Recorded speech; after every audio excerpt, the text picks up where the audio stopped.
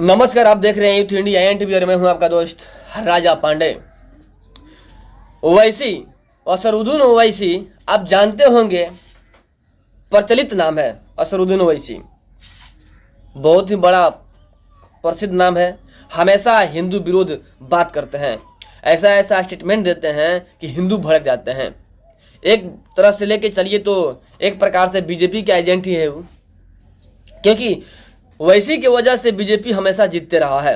क्योंकि and time में वैसी ऐसा भाषण देते हैं, ऐसा लैंग्वेज का प्रयोग करते हैं कि जितने हिंदू हैं एक हो जाते हैं और छप्पर फाड़ के बीजेपी को वोट देते हैं। यानी एक प्रकार से बीजेपी के लिए फायदेमंद है वैसी। इसलिए जितना भी बकवास करते हैं, हिंदू के लिए स्टेटमेंट देते हैं, एक से एक स्टेटमेंट देते हैं जो कि निंदनीय है, फिर भी उनका गिरफ्तारी नहीं होता है क्योंकि उनके वजह से हिंदू एक हो रहे हैं। लेकिन उन्हीं के गढ़ में भागवा का फहरा है झंडा, यानी राम राज का हुआ बुलावा और वैसी का जला लंका। असरुद्दीन ओवैसी जो कि तेलंगाना में उनका नाम है, उनकी नाम का डंका बजता है। हमेशा से विवादित भाषण देते हैं, हिंदू के प्रति एक से एक बढ़ के स्टेटमेंट देते हैं जो कि निंदनीय है। उनके वजह से हिंदू खलबला जाते हैं। लेकिन एक बात और है, हिंदू एक भी हो जाते हैं असरुद्दीन ओवैसी की वजह से। वो है, उनके भाई हैं, सभी ऐसे ऐसे स्टेटमेंट देते हैं कि सुन करके आपका दिमाग सठिया जाएगा, यानी खराब हो जाएगा। अब मन करेगा कि इनको कस के हम काट दें। इस प्रकार के स्टेटमेंट देते हैं ओवैसी। लेकिन उन्हीं के क्षेत्र में टी राजा जो कि मोहम्मद साहब के बारे में विवादित बयान दिया था, जिसकी वजह से बीजेपी वाले उनको हटा दिए थे पार्टी से, अपने बैन भी कर दिया था।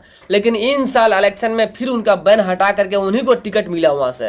अब प्रचंड फहरा उनका, यानी प्रचंड विजय प्राप्त हुआ टी राजा को। यानी असरुद्दीन ओवैसी के गढ़ में, उन्हीं के गढ़ में छप्पड़ फाड़ के जीत गए टी राजा। और असरुद्दीन ओवैसी के गढ़ में सेन मार दिए टी राजा और परचम लहराया बीजेपी का, भागवा का परचम लहरा दिया वहां पे। यानी स्पष्टीकरण हो चुका है कि भागवा बहुत जल्द पूरे भारत में छाने वाला है। भागवा रंग सभी को पसंद है क्योंकि भागवा हिंदुत्व का प्रतीक है, हिंदू राष्ट्र के प्रतीक है।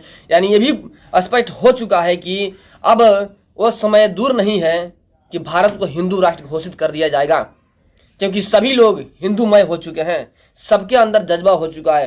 पहले वाले हिंदू नहीं है, यह हिंदू जागरूक है, युवाओं का हिंदू राज्य है यह सभी लोग जागरूक है। सबके अंदर राम राज का चाह है, सभी चाहते हैं कि राम राज जल्द से जल्द आए। इसी दौर में हर जगह से भागवा का पंचम फहराते हुए नजर आ रहा है, यानी राम राज लौटते हुए नजर आ रहा है। वह दिन दूर नहीं जब पूरे भारत में भागवा फहरेगा और हिंदू राष्ट्र बनेगा। बाकी हिंदू राष्ट्र और भागवा के बारे में आप लोग क्या सोच रखते हैं, कमेंट में जरूर बताइएगा। फिर मिलते हैं आपसे बड़े अपडेट और एक बड़े न्यूज के साथ में, तब तक के लिए जय हिंद।